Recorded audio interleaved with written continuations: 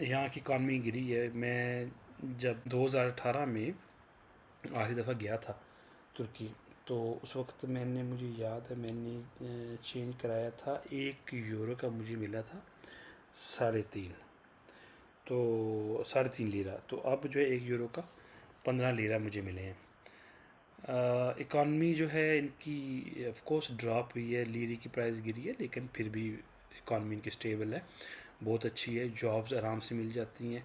अच्छा, बहुत सारे लोगों का ये भी कहना है जी वहाँ पे जॉब्स नहीं मिलती। दोस्तों बात ये है कि जॉब्स जो है ना, इलीगल लोगों को ना वो नहीं मिलती, अगर मिलती भी हैं तो वो उसकी जो सैलरी है बहुत ही कम है।